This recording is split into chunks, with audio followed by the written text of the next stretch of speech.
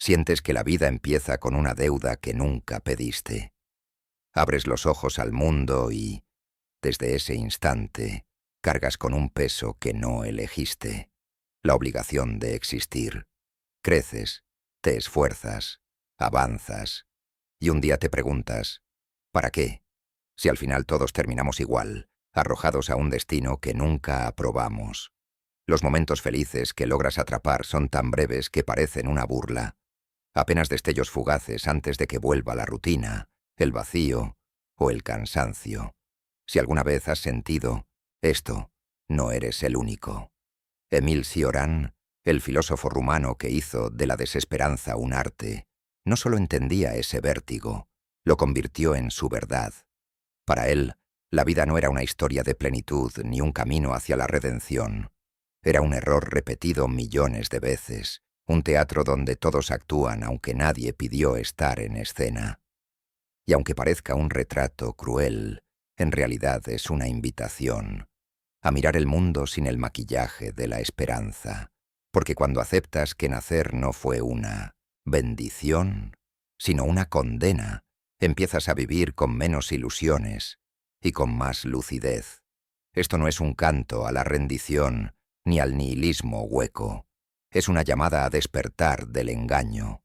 Aquí no encontrarás promesas dulces ni frases inspiracionales para levantar el ánimo. Solo encontrarás crudeza. Hoy vamos a recorrer 17 lecciones implacables de Cioran.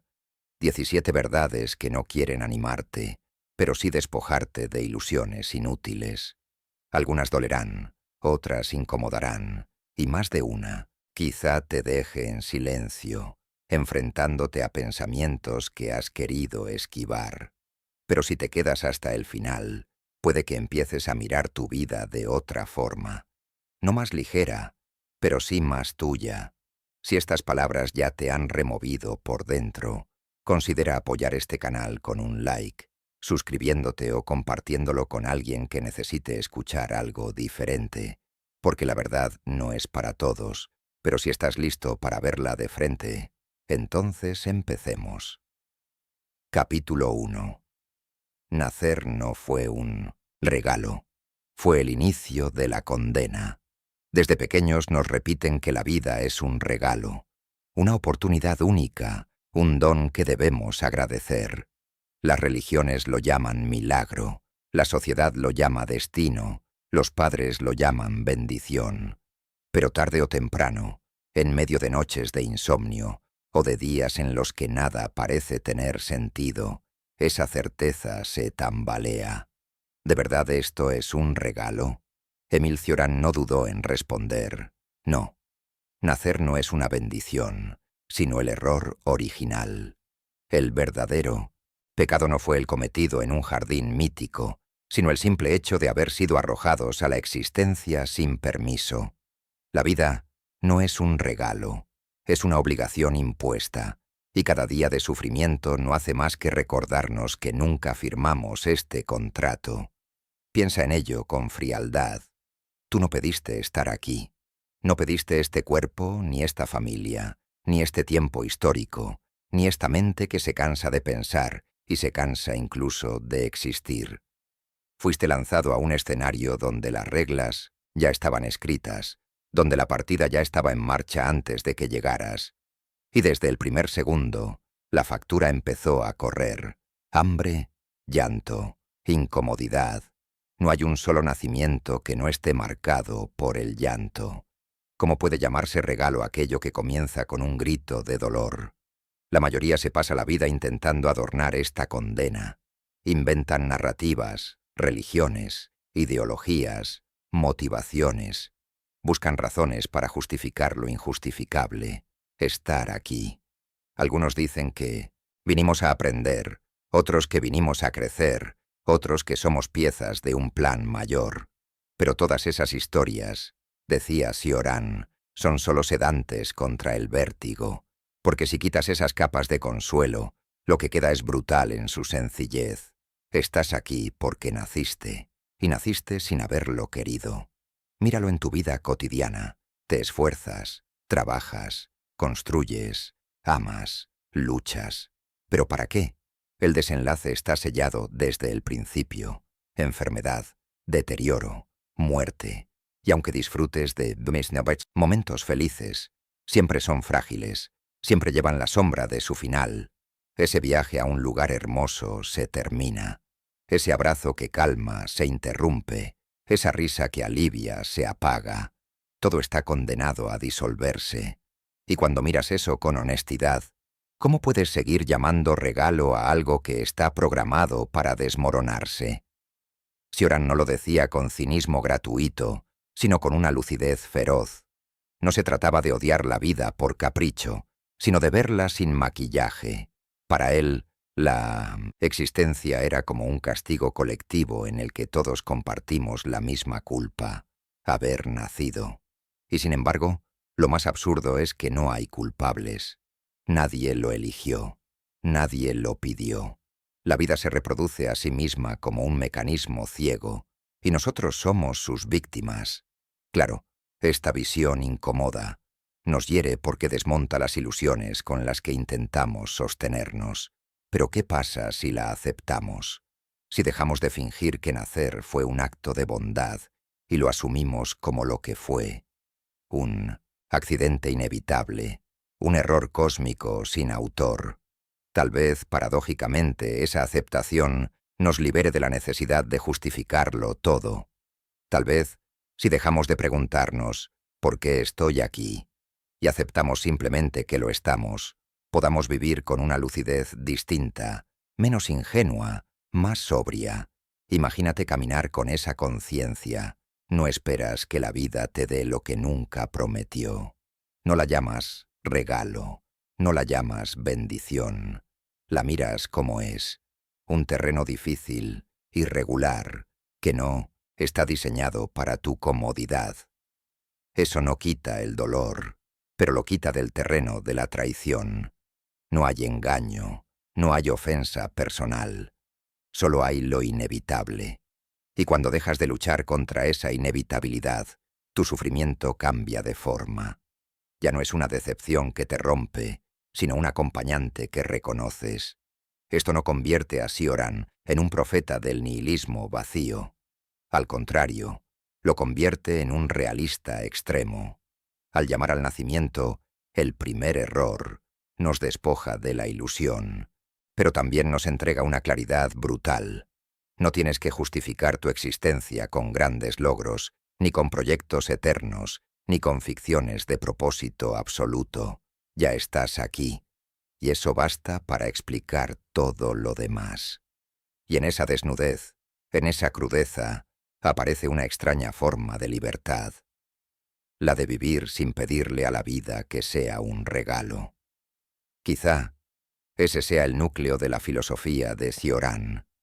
Dejar de sentirnos estafados por haber nacido y empezar a caminar como lo que somos. Criaturas, lanzadas al azar, sin promesa de salvación, pero con la capacidad de mirar de frente la condena, porque cuando quitas las ilusiones, lo que queda ya no puede decepcionarte, y aunque sigas cargando el peso, lo llevas con otra conciencia, la de quien ya no espera redención, pero tampoco se engaña. Cioran lo sabía. Nacer fue tu primer error, y el mundo, con su ruido, sus exigencias y sus farsas, nunca te lo perdonará. Pero entre aceptar el engaño y aceptar la verdad, solo una opción te deja en paz, contigo mismo. Capítulo 2. La conciencia como tortura.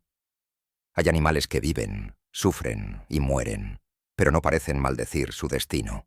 Un perro herido gime, una gacela perseguida corre hasta el último aliento, un pájaro enfermo se esconde para apagarse en silencio. Su dolor es real, pero limitado. No lo prolongan con preguntas ni lo multiplican con interpretaciones. Nosotros, en cambio, llevamos dentro una condena que ningún otro ser comparte. La conciencia. No solo vivimos, sino que sabemos que vivimos. No solo sufrimos, sino que sabemos que sufrimos. Y esa distancia entre lo que ocurre y lo que entendemos convierte cada experiencia en un tormento redoblado. Cioran lo dijo con brutal claridad. No sufrimos por la vida en sí, sino porque tenemos suficiente lucidez para darnos cuenta de lo insoportable que es. Si no pensáramos, si no pudiéramos anticipar el futuro ni rumiar el pasado, quizás nuestra existencia sería menos cruel. Pero la conciencia es una herida abierta. Nos recuerda constantemente lo que hemos perdido, lo que no alcanzamos, lo que inevitablemente llegará. Nos muestra la fugacidad de todo y nos expone a una verdad que ningún animal carga, que estamos aquí solo de paso y que todo lo que amamos será tragado por el tiempo. Míralo en tu vida. El dolor físico duele, sí, pero la mente lo magnifica con preguntas. ¿Por qué me pasa esto? ¿Y si no termina nunca? ¿Qué significa? Una decepción amorosa no se limita al instante del abandono, sino que revive una y otra vez en la memoria, en los escenarios imaginados, en la obsesión que no deja dormir. El miedo a la muerte no está en la muerte misma, porque no la hemos vivido, sino en la conciencia de que llegará. Es el pensamiento lo que tortura, no el hecho. La vida no es insoportable. Lo insoportable es no poder dejar de pensar en ella. La ironía es que lo que se nos ha vendido como la mayor virtud humana, la conciencia, la razón, la lucidez, es en realidad el origen de nuestra mayor desgracia. Sin ella, seríamos como cualquier otro animal, atados al momento, libres del peso del tiempo. Pero con ella, estamos condenados a una vigilia perpetua. Nos damos cuenta de lo absurdo, lo finito, lo vacío. Nos vemos obligados a mirarnos en un espejo que nunca se apaga. Y ese espejo no devuelve otra cosa que la certeza de un destino sin salida. Cioran veía la conciencia como una forma de enfermedad, no porque produzca alucinaciones, sino porque muestra demasiado. Nos hace ver lo que tal vez deberíamos ignorar. La vida, con sus rutinas, con sus ciclos, con sus pequeñas ilusiones, podría sostenerse si no tuviéramos esta capacidad de desmontarla. Pero el pensamiento no se conforma.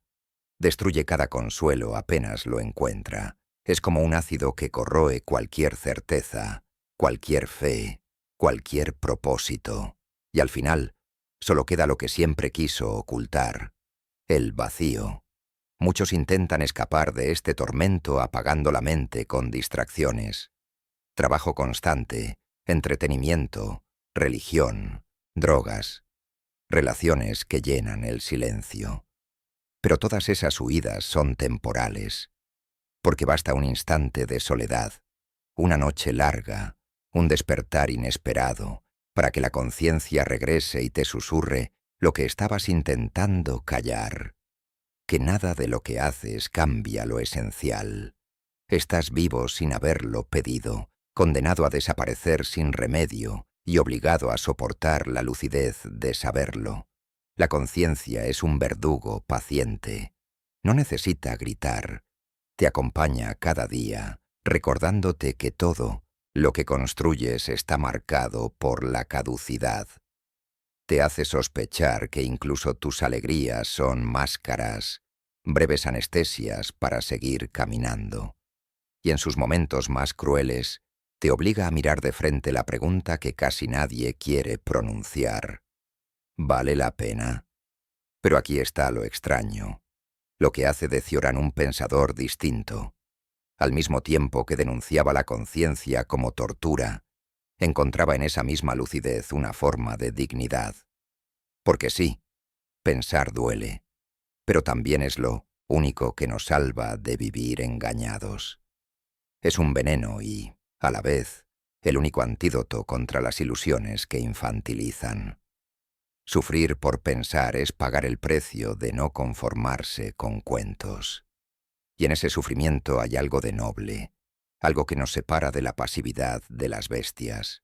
Imagina por un momento que pudieras elegir vivir sin pensar, feliz como un animal, o vivir con la herida de la lucidez. La mayoría, en secreto, elegiría lo primero. Y sin embargo, quienes han probado lo segundo, no pueden renunciar a él, porque incluso en el tormento de la conciencia hay una extraña forma de libertad, la de ver, aunque lo que veas duela, la de saber, aunque lo que sepas no tenga remedio. Cioran nos entrega esta paradoja. La conciencia es nuestra tortura, pero también es lo único que nos impide vivir dormidos. Nos desgarra, pero nos despierta. Nos priva de la paz, pero nos da la verdad. Y quizá esa sea la única redención posible en un mundo donde todo lo demás se derrumba. Aceptar que estamos condenados a pensar y que esa condena, aunque insoportable, es lo único que nos hace plenamente humanos. Capítulo 3. Esperanza, la más cruel de las ilusiones. Desde pequeños nos enseñan a mirar hacia adelante. Ya verás que todo mejora. El futuro será distinto. Cuando tengas esto o aquello, serás feliz. La esperanza se convierte en una especie de combustible invisible que empuja a la gente a seguir, incluso cuando cada día parece una repetición vacía. Y sin embargo, para Cioran, esa esperanza no es una bendición, sino la trampa más refinada de todas. Porque si el sufrimiento es el suelo sobre el que caminamos, la esperanza es el espejismo que nos mantiene avanzando hacia ninguna parte. La esperanza no resuelve el dolor, solo lo posterga. Es una promesa aplazada, un engaño disfrazado de luz. Cada vez que dices, cuando logre esto, seré feliz, fabricas una pequeña mentira para sobrevivir, y lo logras durante un tiempo, hasta que alcanzas esa meta, solo para descubrir que la satisfacción dura unos instantes y se evapora, dejándote con la misma ansiedad que antes, ahora redirigida hacia otra meta. Es un ciclo interminable de aplazamientos. Esperas el fin de semana, luego las vacaciones, luego la jubilación. Y cuando por fin llegas, descubres que la vida se te fue esperando. Cioran veía la esperanza como una ironía cruel de la existencia, porque lo que debería ser un alivio es, en realidad, una condena. Mientras tengas esperanza, seguirás encadenado al mañana. Nunca descansarás en el presente, porque siempre estarás apostando tu paz a un futuro que jamás llega del modo en que lo imaginas. Y cuando ese futuro finalmente llega, lo hace cargado de la misma decepción de siempre. Es como recibir un regalo envuelto en papel brillante y descubrir que dentro no hay nada. Mírate de cerca. ¿Cuántas veces te has sostenido con frases como «ya vendrán tiempos mejores»? ¿Cuántas veces pensaste que al terminar esa relación, conseguir ese empleo, mudarte de ciudad o cumplir cierta edad, todo sería distinto? Y sin embargo, aunque algo cambie, la insatisfacción permanece, porque la esperanza nunca fue más que un placebo. No sana, solo te entretiene mientras la herida sigue abierta. Aquí está lo terrible. Sin esperanza, la vida parece insoportable. Con ella se vuelve una broma infinita, y en esa tensión se encuentra uno de los tormentos más profundos del ser humano. Los animales no esperan. Viven el hambre, la saciedad, el instinto, el peligro. Nosotros, cambio. Estamos siempre tendidos hacia adelante, como si el presente no fuera suficiente, como si la realidad fuera una sala de espera. Pero lo único que de verdad está garantizado es que esa espera termina en la nada. La esperanza prolonga la agonía porque te convence de que la desesperación puede evitarse. En lugar de ver la futilidad de todo, la cubres con palabras, ya pasará. Todo tiene un propósito, pero cuanto más difieres la confrontación con el vacío, más duele cuando llega, porque tarde o temprano el mundo se encarga de recordártelo. Ese futuro que tanto anhelabas no era un refugio, sino otra celda disfrazada. Cioran, con su habitual dureza, afirmaba que la esperanza es peor que la desesperación. La desesperación es honesta. Te enfrenta a la nada, te arranca las ilusiones, te deja desnudo frente al abismo, pero la esperanza es mentirosa, te hace caminar cargando cadenas invisibles, convenciéndote de que un día caerán solas. Y así, en lugar de liberar, atrapa, en lugar de despertar, adormece. ¿Y qué hacer entonces? ¿Vivir sin esperanza, sin proyecciones, sin mañanas? Esa idea aterra, porque va contra todo lo que nos enseñaron. Pero quizá ahí radique la única forma de sinceridad. Dejar de esperar que la vida sea otra cosa.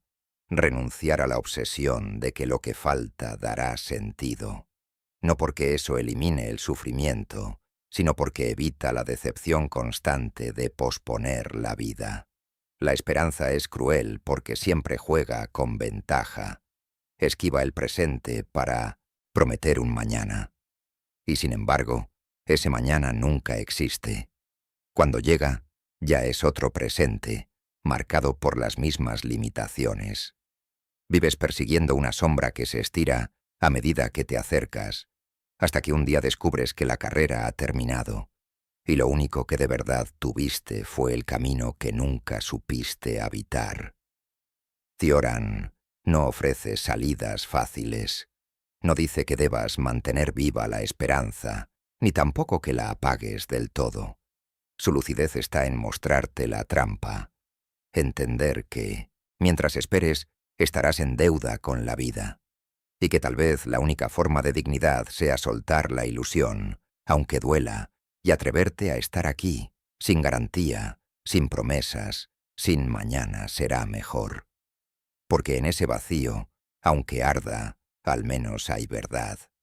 Aceptar la vida sin esperanza no significa rendirse, sino dejar de hipotecar tu existencia a un futuro que nunca cumple lo que promete. Significa caminar sin espejismos, aunque el sol queme y el horizonte se vea desierto. Significa, en última instancia, vivir lo único que de verdad existe, este instante. Y aunque Cioran lo sabía tan bien como cualquiera, también reconocía la paradoja final. Quizá no podamos vivir sin esperanza del todo. Quizá lo que nos condena es también lo que nos sostiene. Y ese es el nudo trágico que nadie logra desatar. Necesitamos de la ilusión para soportar la vida, aun sabiendo que esa ilusión nos traiciona. Capítulo 4. El tiempo como verdugo silencioso. Pocas ilusiones son tan universales como la de creer que el tiempo cura. Desde niños nos repiten frases como «Ya verás que con los años todo mejora. Dale tiempo y pasará. El tiempo lo arregla todo». Y nos aferramos a esa idea como si fuera una medicina invisible que poco a poco cicatrizará nuestras heridas. Pero la lucidez de Cioran desarma esta fantasía con una frialdad casi insoportable. El tiempo no cura, desgasta, no construye, corroe, no trae soluciones, solo nos arrastra hacia el derrumbe. Mira tu propia vida con atención. ¿Acaso el paso de los años borró por completo las heridas más hondas? Lo que llamas cicatrizar no es olvido, es desgaste. El dolor pierde filo porque la memoria se embota, porque la costumbre lo amortigua, no porque haya una verdadera sanación. Lo que alguna vez fue un grito se convierte en un murmullo, pero sigue ahí, acechando en los rincones de la conciencia. Y mientras tanto, otra cosa sucede en silencio. El mismo tiempo que supuestamente te cura, también te deteriora. Roba tu fuerza, tu vitalidad, tu cuerpo. Cada segundo de sanación es, en realidad, un segundo más cerca del desgaste final. El tiempo es un verdugo paciente. No necesita apresurarse porque su victoria está asegurada.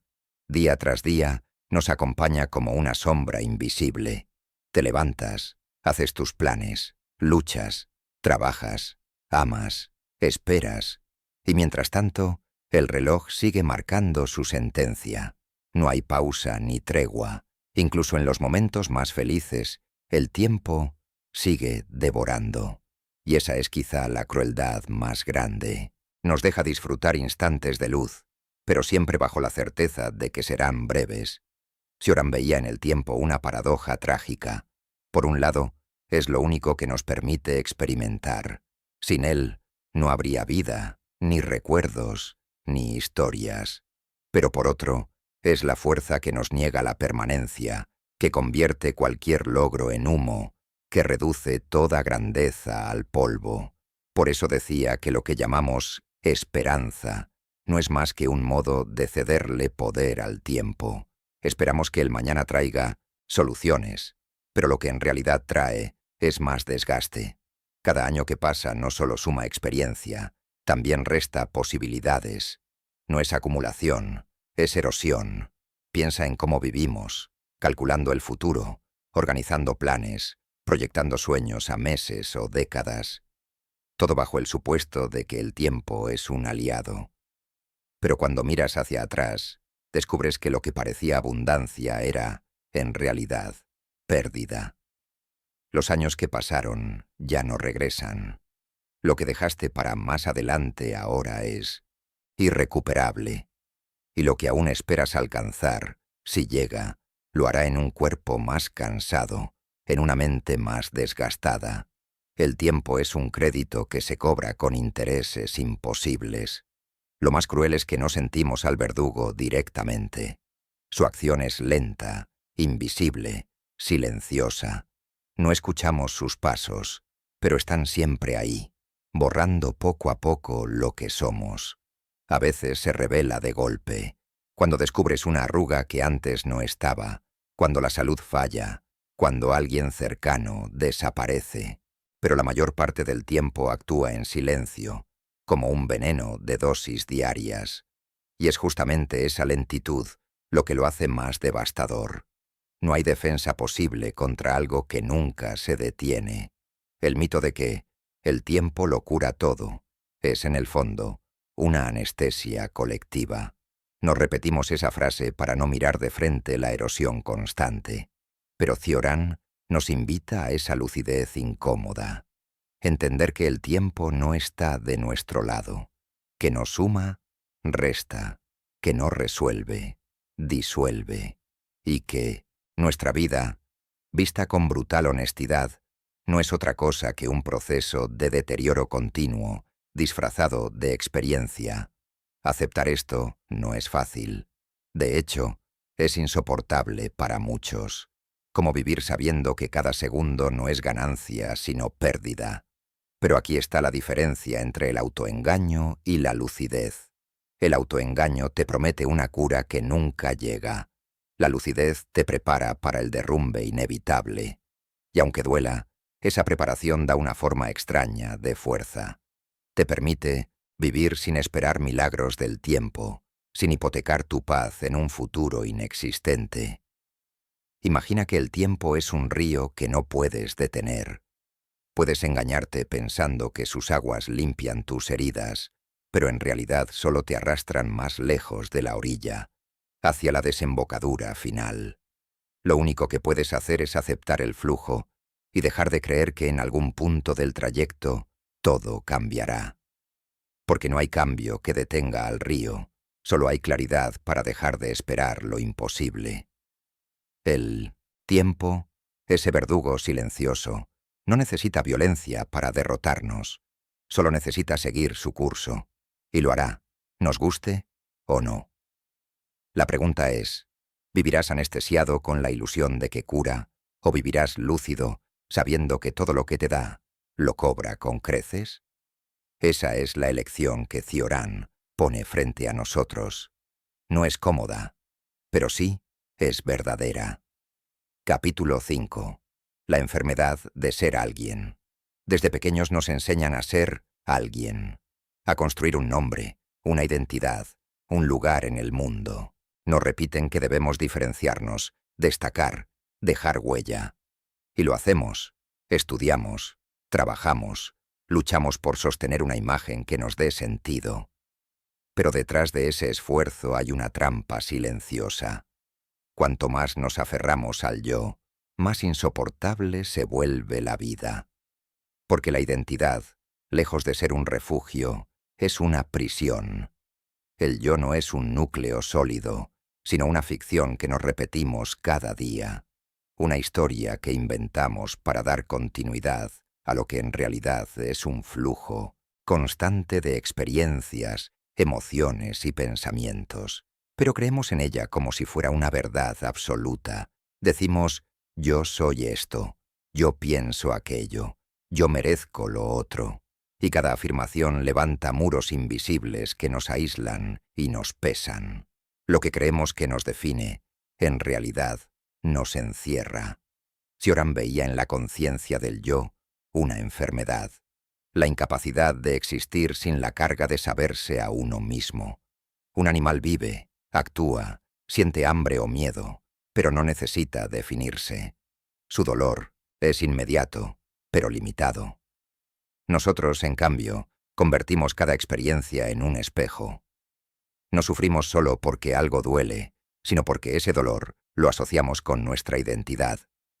Esto me pasa a mí, a mi vida, a mi historia. El yo multiplica la herida. Cuanto más fuerte es nuestra identidad, más frágiles nos volvemos. Basta con que alguien critique lo que creemos ser para que nos tambaleemos. Basta con que perdamos un trabajo, una pareja, una posición social, para que sintamos que nos desmoronamos. Y es lógico. Si has reducido tu ser a un conjunto de etiquetas y papeles, perderlos es como quedarte desnudo frente al vacío. El yo, que parecía un refugio, se convierte en el origen de todos los miedos. Piensa en las veces que has sentido ansiedad al pensar en el futuro. Detrás de ese miedo no está el dolor en sí, sino la amenaza de que tu identidad se rompa. Miedo a no ser suficiente, a no cumplir las expectativas, a fallar en lo que soy. En el fondo, todo ese sufrimiento nace de la obsesión por mantener la ficción del yo intacta. Pero como todo en la vida es cambio, la identidad nunca puede estar segura. Siempre hay una grieta, una posibilidad de derrumbe, y esa inseguridad es la herida permanente de existir como alguien. Cioran nos muestra que esta enfermedad no tiene cura. No podemos dejar de ser conscientes de nosotros mismos. Esa es la condena de la lucidez. No basta con vivir, tenemos que vivir sabiéndonos. El yo es una sombra que no se despega. Podemos anestesiarlo con distracciones, con ambiciones, con promesas, pero en el silencio siempre vuelve. Y en ese regreso sentimos la incomodidad de estar atrapados en una identidad que nunca es suficiente. Lo más cruel es que el yo siempre exige más. Nunca está satisfecho con lo que ya tiene. Si logras reconocimiento, quiere más reconocimiento. Si alcanzas estabilidad, teme perderla. Si consigues amor, exige garantías de que nunca acabará.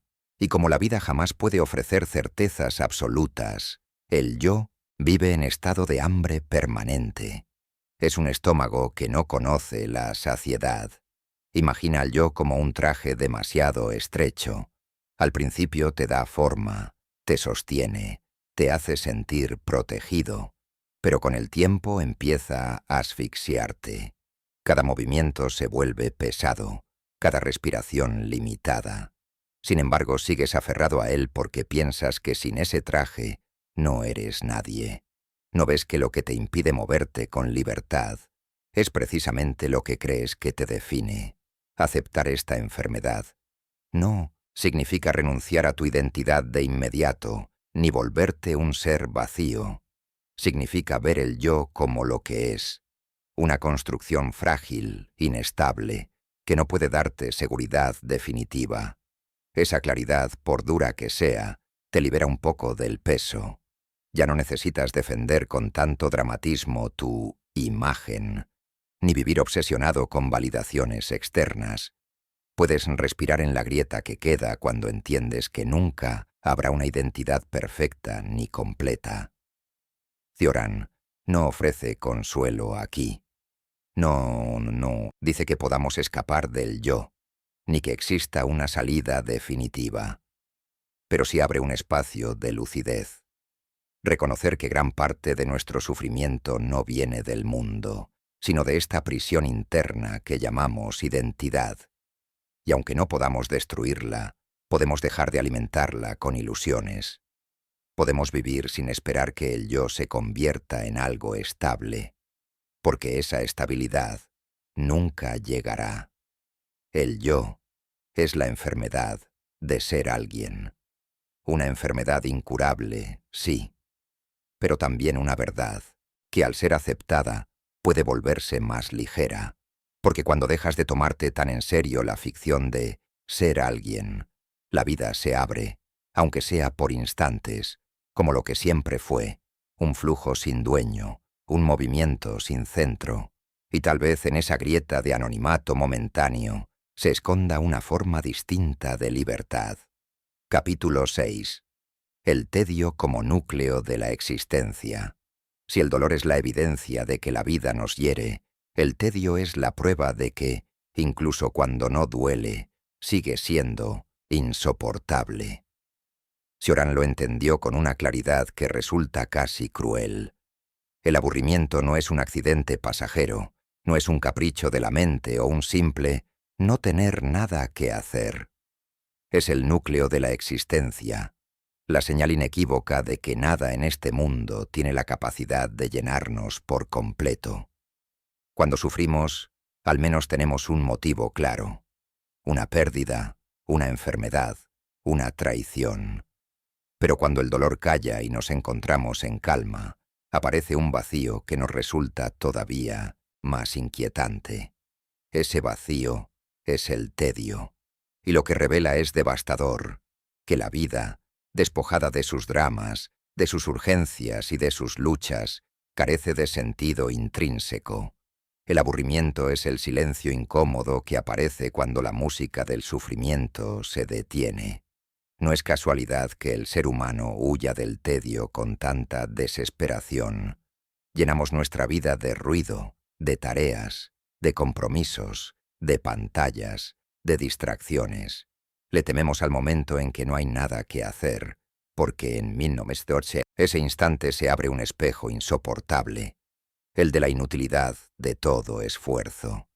¿Qué queda cuando no hay dolor que combatir, ni deseo urgente que perseguir? Queda la sensación de estar suspendidos en un vacío sin propósito. Y ese vacío nos devora. Cioran veía en el tedio un tormento tan grande como el sufrimiento mismo, porque desnuda la verdad de nuestra condición. Cuando estamos ocupados, podemos engañarnos con la ilusión de que avanzamos hacia algo, pero cuando no queda nada que hacer, cuando todo parece resuelto por un instante, surge la revelación. No hay ningún algo hacia dónde avanzar.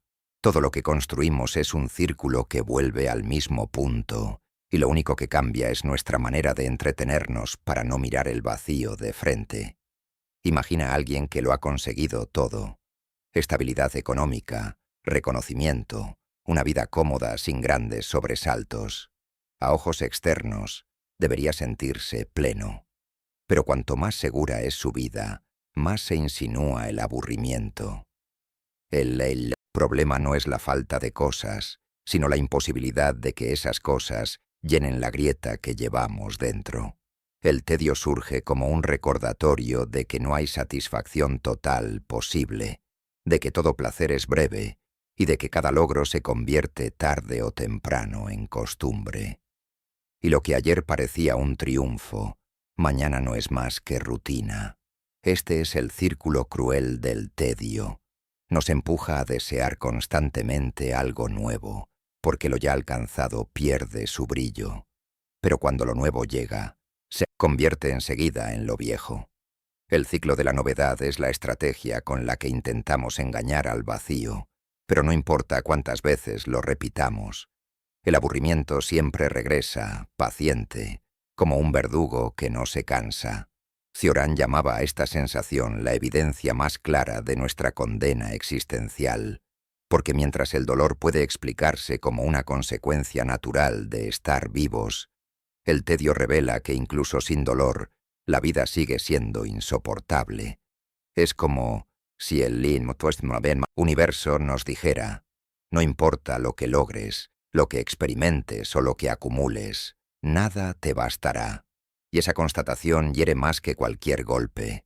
Lo interesante es que el tedio no surge por falta de estímulos, sino precisamente porque los estímulos, al final, se revelan insuficientes.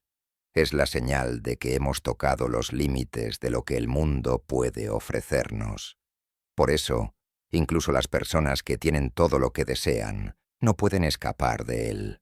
No se trata de pobreza ni de abundancia, sino de la condición humana misma. El vacío no respeta niveles sociales ni logros individuales. Todos, tarde o temprano, nos enfrentamos a esa sensación de futilidad. ¿Qué hacer con esta verdad? Cioran no ofrece una salida consoladora. Para él, el tedio es irrenunciable, como la sombra de nuestra conciencia. Solo podemos observarlo, reconocerlo, y quizás aprender a habitarlo sin huir constantemente. Porque si no, nos pasaremos la vida entera corriendo detrás de distracciones que nos dejarán aún más vacíos cuando se disipen. El aburrimiento es, en cierto modo, la verdad desnuda de lo que somos. Criaturas incapaces de llenarse del todo, condenadas a oscilar entre el dolor y el vacío. Lo paradójico es que esta visión, tan brutal como parece, puede generar una extraña forma de claridad. Cuando entiendes que el tedio no es un fallo de tu vida, sino el centro mismo de la existencia, dejas de luchar contra él como si fuera un enemigo personal. Ya no buscas el remedio perfecto, porque sabes que no existe. Y en ese reconocimiento, en esa aceptación amarga, hay una libertad inesperada, la de dejar de esperar que el mundo resuelva una carencia que es, en sí misma, imposible de resolver. El tedio es, entonces, más que un fastidio cotidiano. Es el eco permanente de una verdad esencial, que no hay plenitud final. Y aunque esa certeza pueda parecer insoportable, es también lo que nos obliga a dejar de esperar milagros, a vivir, aunque sea a contracorriente, con la honestidad de saber que nada llenará del todo el vacío. Esa es la lucidez que Cioran nos entrega, dura, implacable, pero imposible de refutar. Capítulo 7. El fracaso universal de la historia. La historia suele contarse como un relato de ascenso, como si la humanidad, a pesar de sus tropiezos, avanzara hacia un destino cada vez más luminoso. Inventamos la idea de progreso para consolarnos, para creer que los sacrificios de hoy servirán a un mañana mejor. Pero basta con mirar con un poco de honestidad para que esa ilusión se derrumbe. La historia no es un camino recto hacia la redención, sino un círculo vicioso de errores, guerras y delirios, repetidos con diferentes nombres y ropajes. Cioran veía en la humanidad una enfermedad que se reproduce a sí misma. Cada generación proclama haber aprendido de las anteriores y sin embargo vuelve a hundirse en las mismas trampas. Las ansias de poder, el deseo de dominar, la violencia disfrazada de justicia. Nos decimos que somos distintos porque cambiamos la tecnología, porque nos vestimos de modernidad, pero bajo el barniz seguimos siendo los mismos animales asustados y ambiciosos, incapaces de escapar de nuestra propia sombra. El progreso técnico es innegable. Volamos, curamos enfermedades, nos comunicamos a velocidades impensables hace un siglo. Pero la pregunta que Cioran nos lanza es devastadora. ¿Y qué? ¿Acaso somos menos crueles? ¿Acaso hemos dejado de matarnos, de odiarnos, de inventar nuevas formas de tortura? La misma inteligencia que descubre vacunas, fabrica armas de destrucción masiva. La misma ciencia que alarga la vida multiplica los medios para extinguirla en segundos. Lo que llamamos progreso no es más que un refinamiento del delirio. La historia de la humanidad no está marcada por el aprendizaje, sino por la repetición. Es como si lleváramos dentro un guión fatal que se repite sin importar cuánto creamos haber avanzado. Las guerras del pasado se justificaban en nombre de los dioses. las de hoy, en nombre de la democracia, la seguridad o la economía. El lenguaje cambia, los muertos son los mismos. La violencia sigue siendo la moneda más estable de la especie, y en cada generación aparece alguien convencido de que esta vez será distinto, de que ahora sí hemos aprendido. Esa esperanza es el combustible que mantiene en pie la maquinaria de la decepción. Cioran hablaba del fracaso universal de la historia, porque veía que al final todo se desmorona. Imperios enteros nacen, crecen, conquistan y caen en ruinas. Ideologías que prometen la salvación de los pueblos terminan convertidas en campos de concentración y cementerios.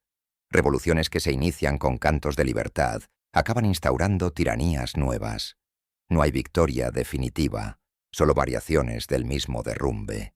La humanidad cambia de escenario, pero nunca de obra, y sin embargo, seguimos aferrados a la fe en el progreso como si fuera una religión moderna. Nos decimos que todo sufrimiento tiene sentido porque prepara un futuro mejor. Esa es la gran mentira con la que soportamos el peso de la existencia.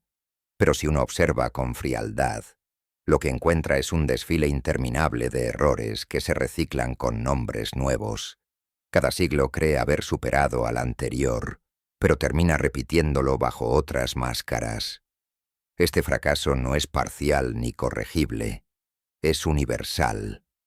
Abarca a toda la especie, a todas las culturas, a todos los sistemas. El ser humano, con su inteligencia, es capaz de imaginar la redención, pero incapaz de realizarla.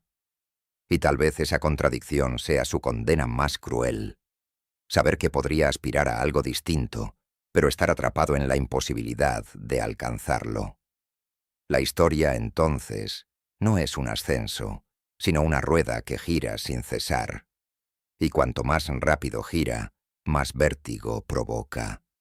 Cada generación es lanzada a ese movimiento, convencida de que su esfuerzo hará la diferencia, hasta que descubre que la rueda no lleva a ninguna parte. Esa es la lucidez amarga que Cioran nos ofrece, que lo que llamamos historia no es más que la repetición infinita del fracaso.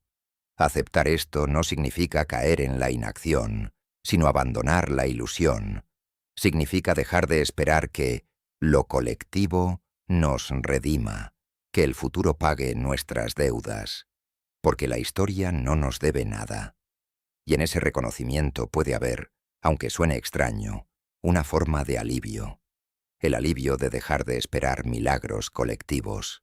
La humanidad no avanza, solo se repite, y saberlo es el primer paso para dejar de engañarse. Capítulo 8. La soledad como espejo inevitable. Desde que nacemos, estamos rodeados de voces, de rostros, de manos que nos sostienen. Nos crían para creer que nunca estamos solos, que la compañía de otros podrá disolver cualquier sombra interior. Y así pasamos gran parte de la vida, buscando en la multitud un antídoto para el vacío que late en silencio dentro de nosotros. Pero tarde o temprano, como una sentencia que no admite apelación, descubrimos que ni los otros pueden salvarnos, ni nosotros salvar a los otros. Lo único que permanece, incluso en medio del bullicio, es la soledad.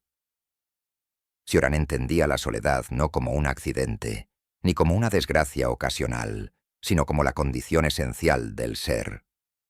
Podrás rodearte de afectos, llenar tu tiempo de conversaciones, incluso engañarte con vínculos que parecen absolutos, pero cuando el ruido se apaga, cuando cierras los ojos en la noche, el peso de tu propia existencia se revela, esa voz que no calla, esa conciencia que te persigue, no puede ser sustituida por nadie, y es ahí donde la soledad aparece no como una excepción, sino como la verdad desnuda de lo que somos. Buscamos en los demás un salvavidas, pero lo que encontramos son espejos deformados. Cada relación es un intento de escapar de uno mismo, de perderse en el otro, de olvidar aunque sea un instante la cárcel de la conciencia.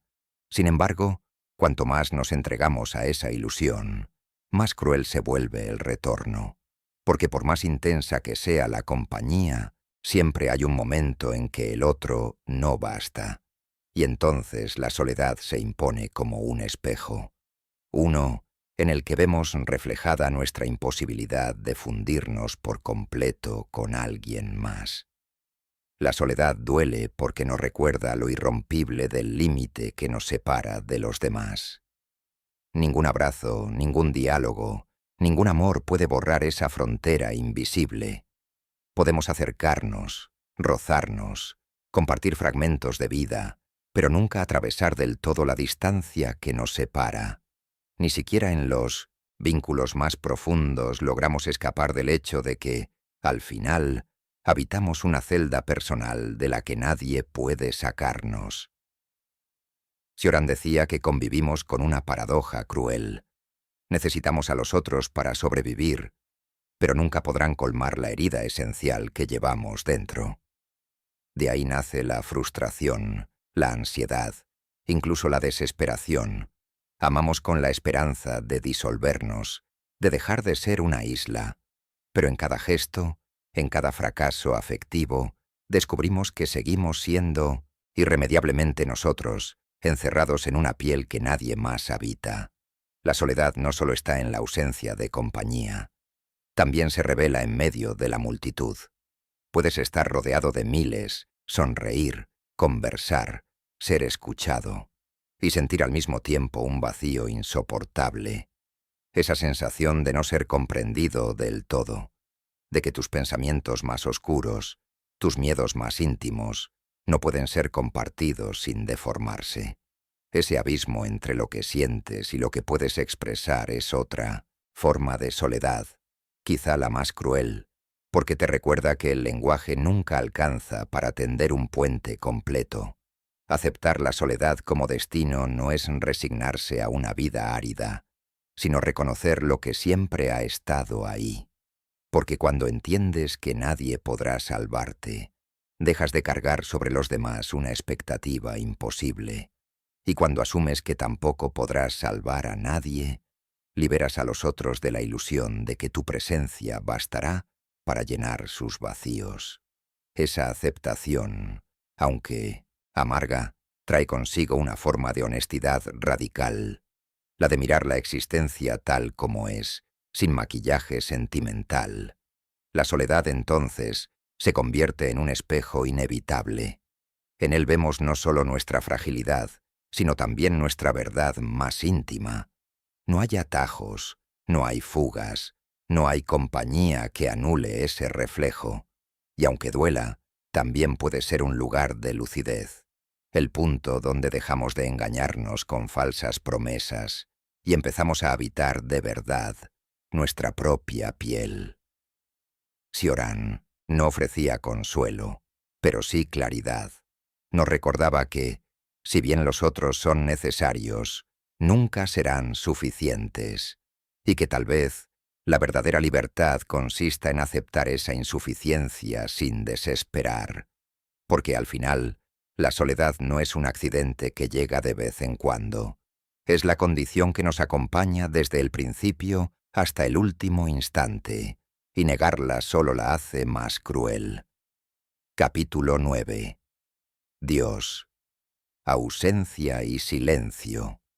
Durante siglos la humanidad se sostuvo en una certeza, que por encima de nuestro dolor existía un sentido, que la injusticia del mundo, la fragilidad del cuerpo y la inevitabilidad de la muerte tenían una explicación en manos de un Dios que observaba y cuidaba, aunque a veces callara.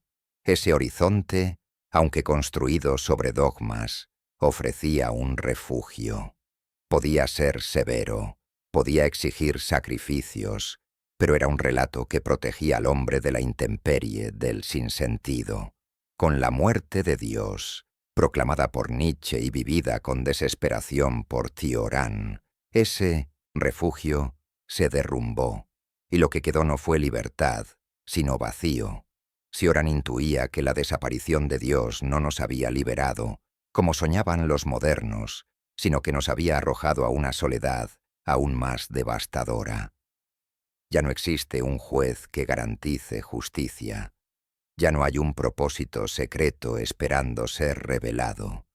Ya no hay un consuelo eterno que compense las heridas del tiempo.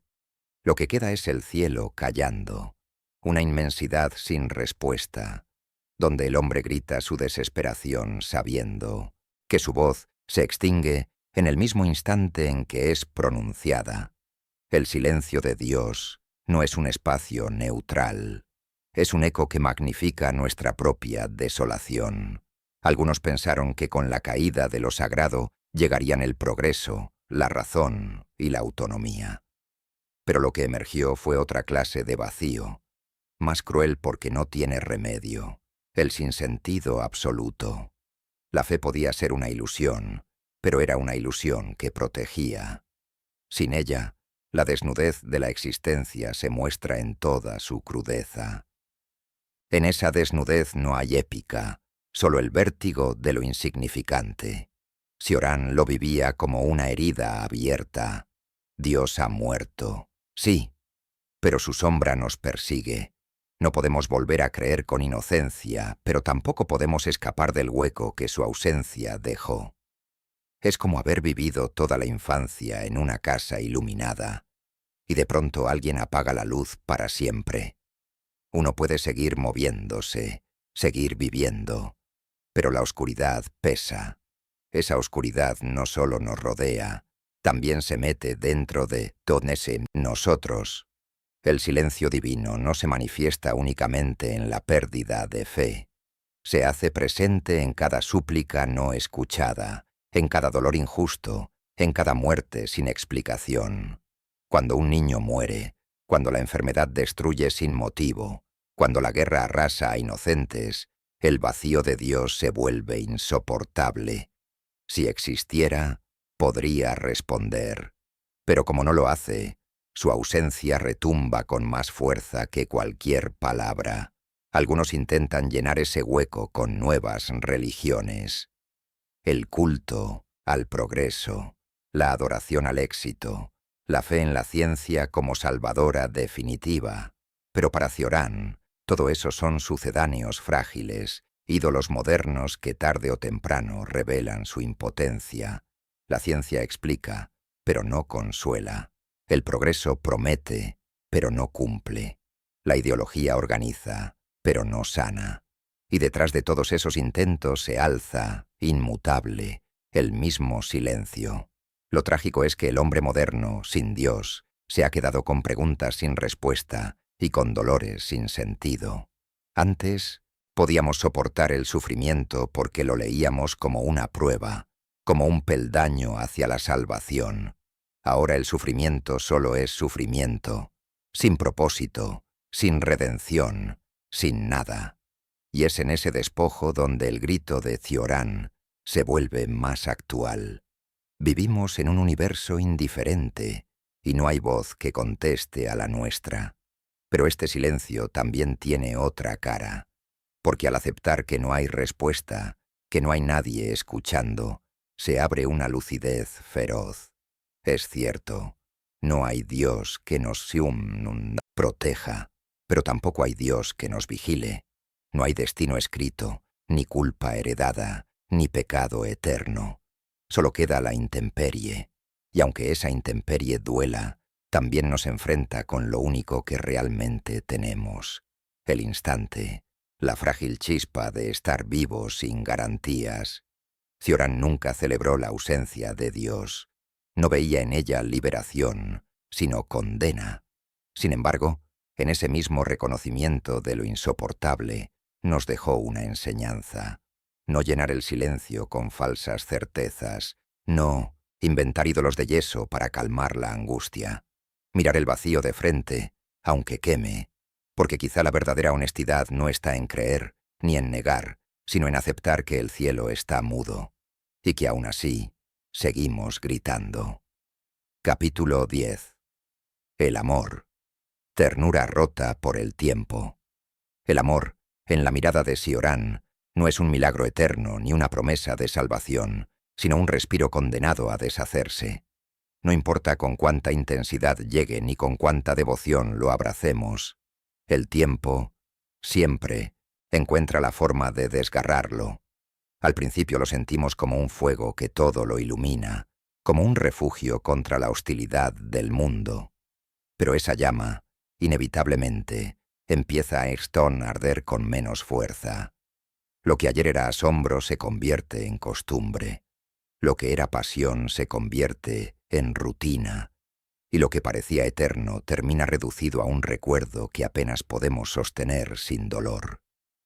Sioran intuía que lo más cruel del amor no es su ausencia, sino su transformación. El desencanto, no, aparece de golpe, sino en pequeñas grietas, en las palabras repetidas, en los gestos mecánicos, en la familiaridad que sustituye al misterio. Lo que alguna vez fue un estremecimiento único se convierte en un hábito que ya no conmueve. Y cuando intentamos aferrarnos a lo perdido, lo único que logramos es prolongar la agonía de algo que ya está muriendo. El amor, que parecía infinito, revela entonces su verdadero rostro: fragilidad. El tiempo es el gran traidor de todo vínculo. Incluso las uniones, más puras y sinceras, llevan dentro la semilla de la separación.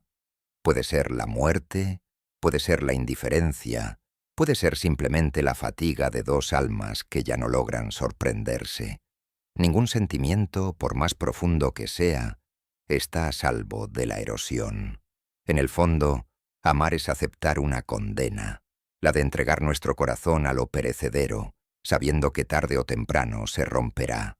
Lo trágico es que aun conociendo esta certeza, buscamos el amor una y otra vez, como si estuviéramos dispuestos a tropezar con la misma herida, con la misma ilusión. Y tal vez no sea un error, sino una necesidad, porque sin esos instantes de ternura, por fugaces que sean, la vida sería insoportable.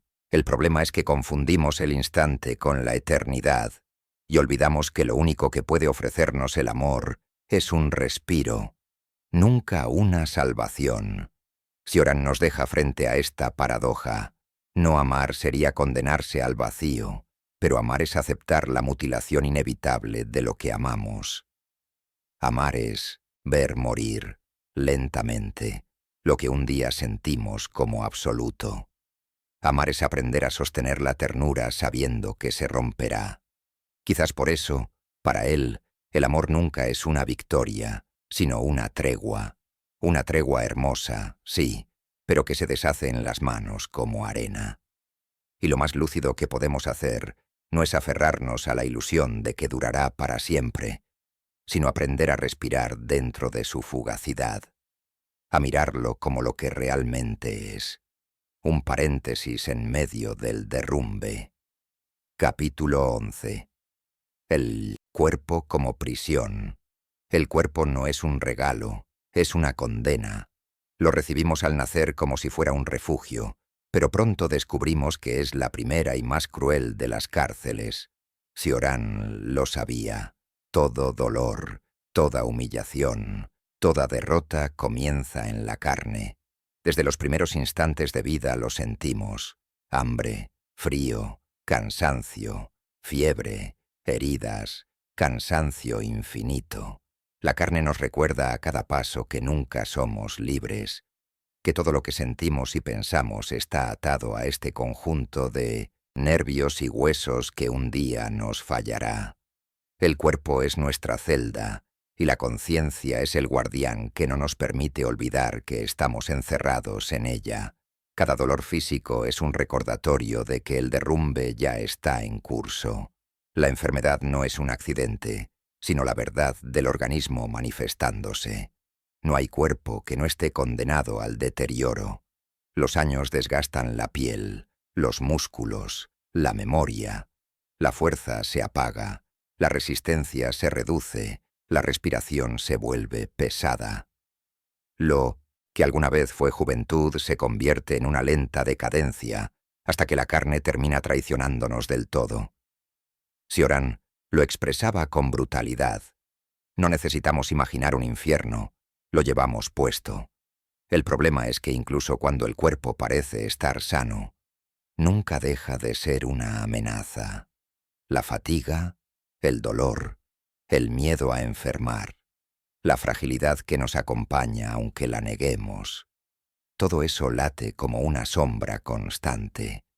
Ni siquiera en los momentos de gozo podemos desprendernos de esta conciencia.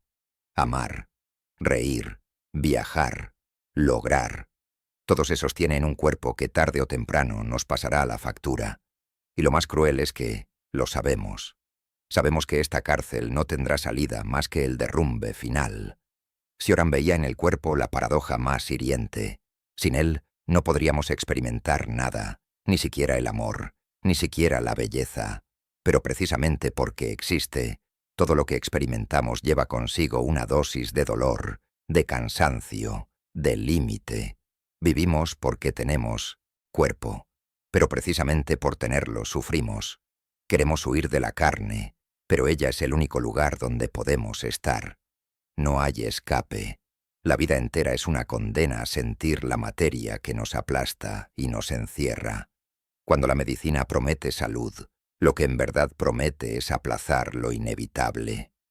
Lo mejor que puede darnos es un poco más de tiempo dentro de la prisión, pero ninguna dieta, ningún tratamiento, ningún ejercicio nos libera del hecho de que cada célula trabaja, sin descanso, hacia nuestra descomposición.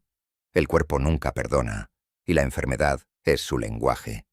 Por eso Cioran hablaba del cuerpo como una tortura constante, porque no podemos abandonarlo ni un segundo, porque incluso cuando lo ignoramos, sigue determinando cada aspecto de nuestra vida. Lo más duro es entender que no hay victoria posible contra él. Podemos cuidarlo, pero nunca domarlo. Podemos alargar su resistencia, pero no su destino, y sin embargo, seguimos aferrados a él con una mezcla de horror y ternura. Lo odiamos porque nos condena, pero lo tememos tanto que no soportamos perderlo. Esa es la tragedia de la carne. Es una prisión de la que nadie quiere escapar, aunque todos deseamos ser libres. Aceptar esta verdad no significa despreciar el cuerpo, sino dejar de mentirnos. No hay templo, no hay máquina perfecta, no hay milagro.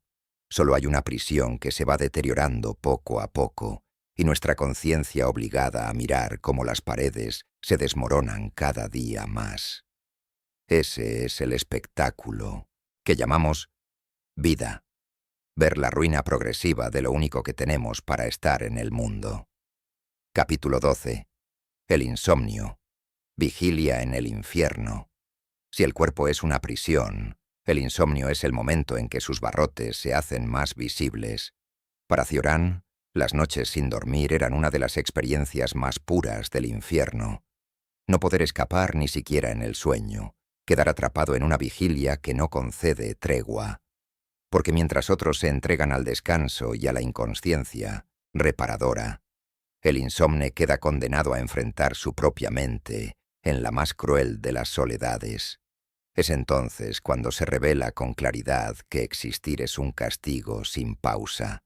La noche, en apariencia, debería ser el territorio del alivio. Dejar atrás las fatigas del día, apagar la conciencia, sumirse en la oscuridad como si se tratara de una pequeña muerte provisional. Pero cuando el sueño no llega, esa oscuridad no calma, se convierte en un espejo que devuelve todos los pensamientos que tratamos de esquivar durante el día. El insomne lo sabe. Cada minuto despierto se estira como una eternidad, y en esa eternidad todo se magnifica. El más pequeño temor se convierte en monstruo. La duda más ligera se vuelve insoportable. La sensación de vacío se expande como un eco interminable. Cioran lo describía como una tortura que no necesita verdugo. El insomnio es un infierno privado, hecho de silencios demasiado largos y de una conciencia que se rehúsa a apagarse. Es la vigilia en estado puro, sin distracciones, sin máscaras. Durante el día, el ruido del mundo amortigua la desesperación. Pero de noche, cuando todo calla, Lo único que queda es la mente enfrentándose a su propio abismo. Y entonces comprendemos que el verdadero tormento no está fuera, sino en nosotros mismos. El insomnio no es solo falta de descanso, es la imposibilidad de huir. Dormir nos permite olvidar por unas horas la condena de existir.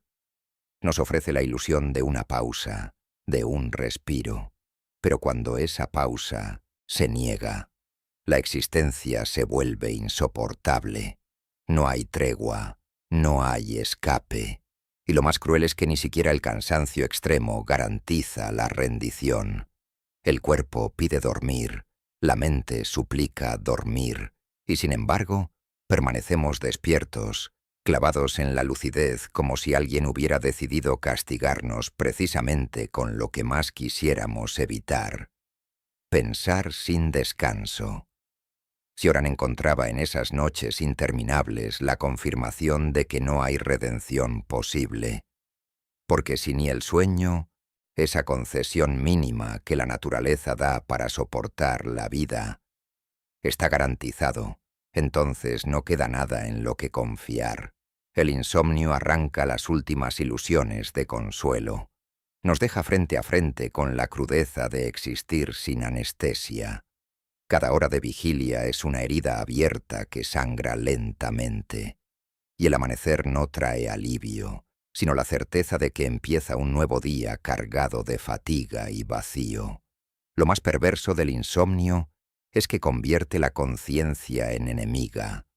Esa facultad, que durante siglos se exaltó como lo más noble del ser humano, se transforma, de noche, en la herramienta de la tortura. La lucidez ya no ilumina, quema. Cada pensamiento es un aguijón, cada recuerdo una carga, cada imagen de futuro una sombra más oscura que la anterior. Y mientras tanto, el reloj avanza con una lentitud desesperante, recordándonos que el tiempo pasa incluso cuando estamos atrapados en una inmovilidad total. Quizás por eso Cioran veía en el insomnio un laboratorio del dolor, filosófico. Es en esas noches de vigilia donde uno entiende lo frágil que es toda la estructura de la vida. Nada se sostiene, ni las promesas, ni los proyectos, ni los consuelos. Todo se reduce a un cuerpo tendido en la oscuridad, a una mente que se resiste a apagarse, a una verdad que duele más porque no hay descanso que la cubra. El insomnio desnuda la existencia en su estado más crudo, un ser consciente que no puede escapar de sí mismo. Capítulo 13. La tentación del suicidio. Puerta que nunca se cruza. Cioran escribió alguna vez que solo quien ha pensado en eliminarse a sí mismo comprende lo que significa estar vivo. Para él, no era tanto un acto como una idea, una tentación perpetua, una puerta entreabierta que nunca terminamos de cruzar. Esa posibilidad es lo que paradójicamente nos mantiene. Saber que podemos irnos en cualquier momento es, para muchos, lo único que hace soportable seguir aquí. Porque no hay nada más opresivo que una vida sin salida.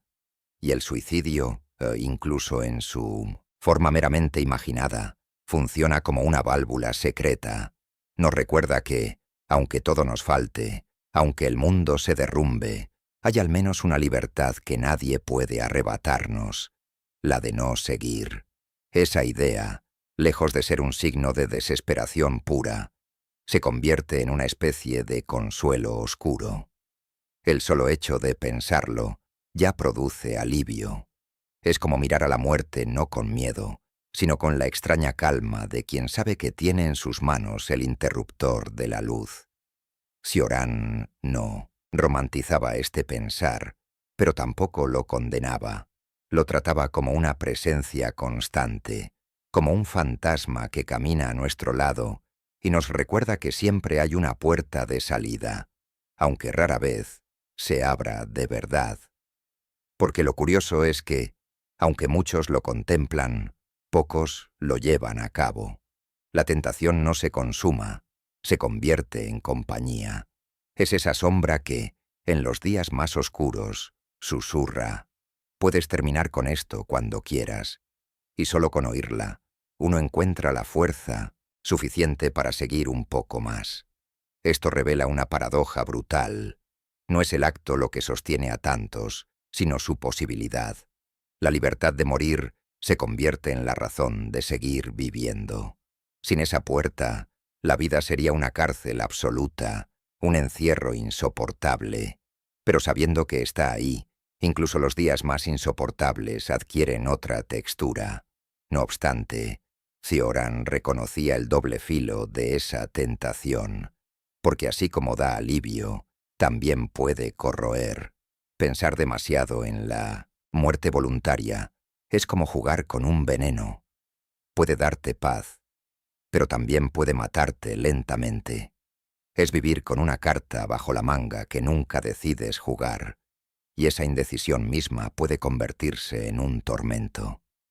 El insomne que no duerme y el suicida que no actúa comparten un mismo infierno, el de girar alrededor de la misma idea sin poder abandonarla.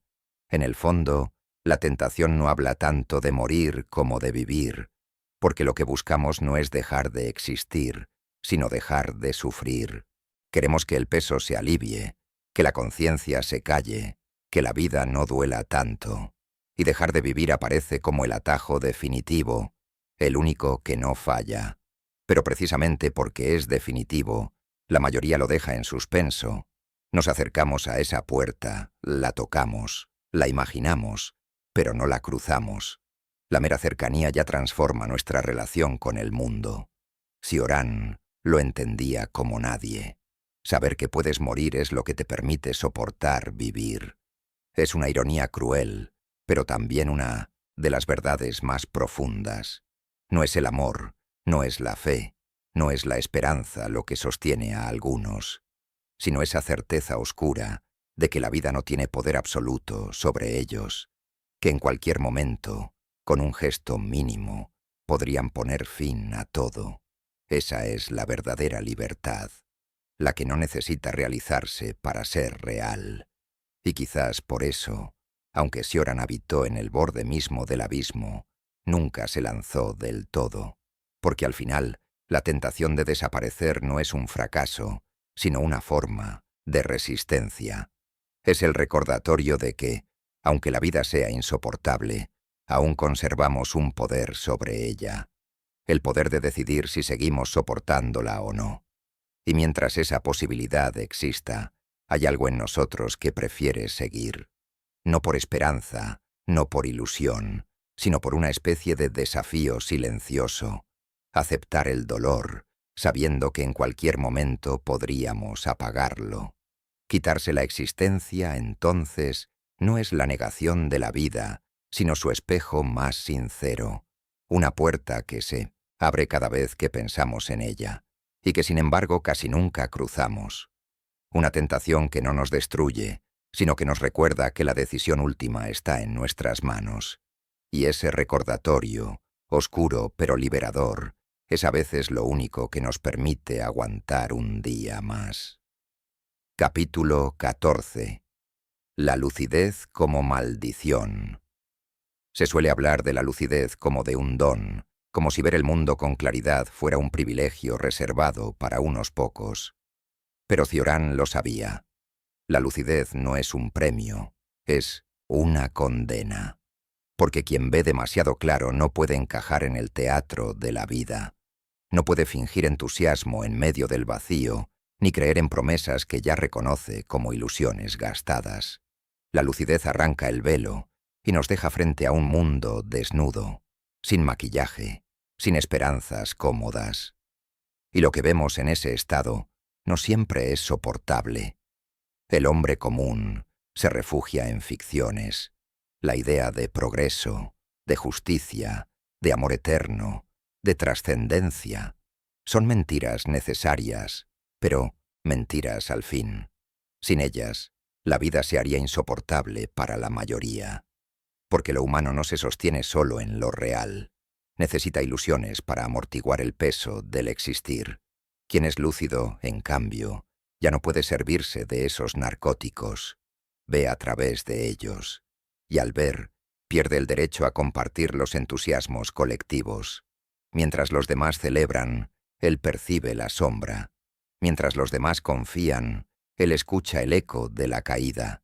Mientras los demás esperan, él sabe que nada viene, más que el desgaste. Esa es la tragedia de la lucidez. Convierte a quien la posee en extranjero dentro de su propia especie. El lúcido observa las conversaciones triviales, las pasiones pasajeras, las luchas por poder o reconocimiento, y no puede evitar sentir que todo es un juego absurdo que nadie se atreve a confesar. Vive rodeado de actores que creen en su papel, mientras él ya ha visto el guión y sabe que la obra termina siempre en el mismo acto, la muerte. Y lo peor es que no puede volver atrás. Una vez que se ha visto el mecanismo, es imposible creer de nuevo en la función. Cioran comparaba la lucidez con una enfermedad incurable, algo que se padece sin remedio, porque si bien abre los ojos, también los condena a no cerrarse nunca más. Y no hay descanso posible para una mente que ve con demasiada claridad. El ingenuo duerme, se engaña, se ilusiona y así sobrevive. El lúcido, en cambio, insomne del espíritu, vive permanentemente expuesto a la intemperie de la verdad. Y en esa intemperie no hay abrigo, solo viento helado. Lo irónico es que la lucidez no da respuestas, no entrega sentido ni aporta un refugio alternativo. Todo lo contrario, destruye refugios. Es un ácido que corroe creencias, certezas, dogmas, ilusiones. Lo que queda después es un terreno baldío en el que el único gesto honesto es reconocer que estamos solos, que nada nos protege, que todo lo que hacemos es en vano. Y aún así, seguimos. La lucidez no cura, solo revela.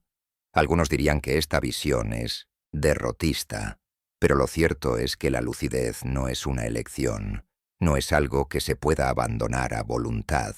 El que ve claro no puede dejar de ver, como el que ha probado el veneno de la conciencia no puede volver a la inocencia.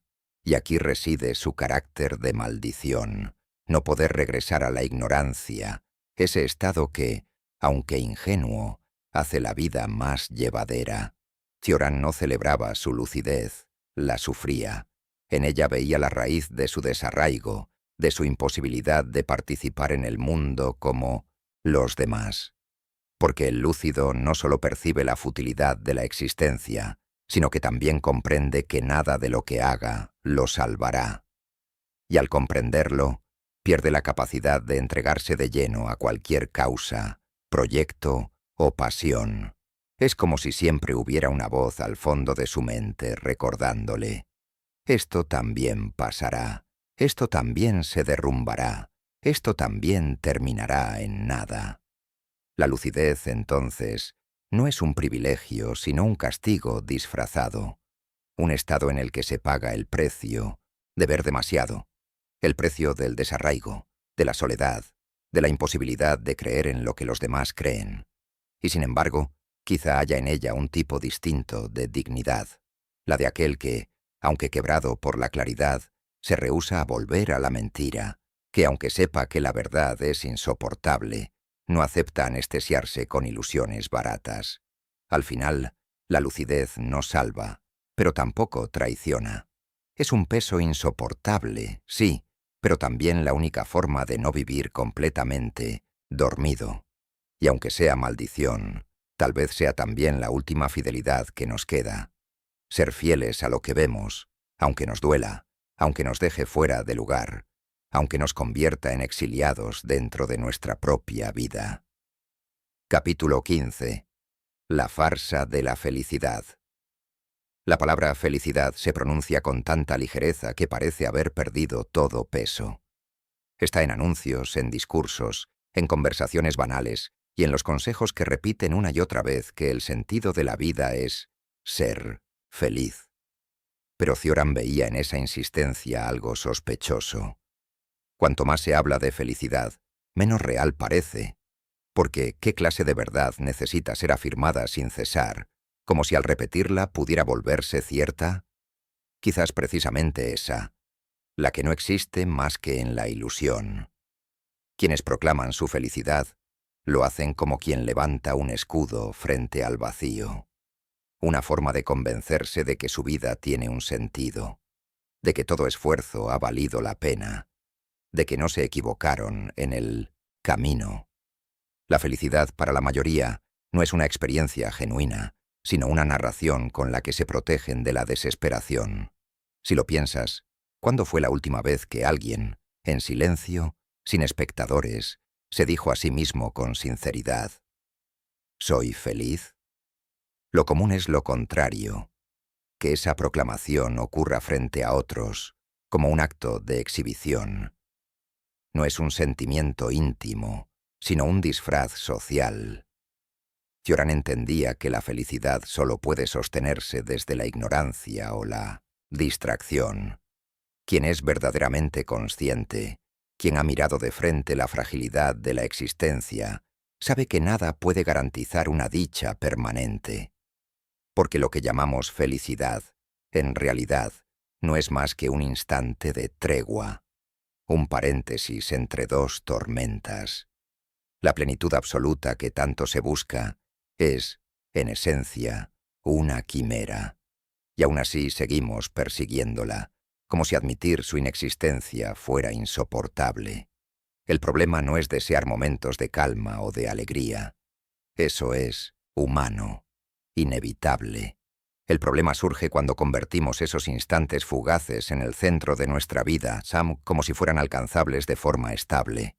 Al hacerlo, condenamos cada uno de nuestros días a la decepción, porque incluso en los momentos en que algo se siente feliz, el tiempo comienza a trabajar en contra. Pronto se acaba, pronto se marchita, pronto revela su precariedad. Lo que ayer era plenitud, hoy es recuerdo, y mañana será ausencia. Así es como la felicidad se vuelve una farsa colectiva. Se la persigue como si fuera un derecho, se la proclama como si fuera un logro, se la publicita como si fuera un producto disponible para todos.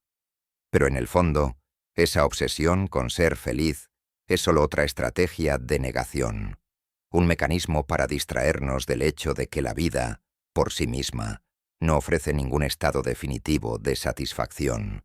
Se trata de huir del silencio interior que se abre cuando dejamos de correr detrás de ella. Cioran, con su brutal franqueza, veía con más simpatía al infeliz sincero que al feliz impostado. Porque al menos el primero no necesita inventar ficciones para justificar su vida.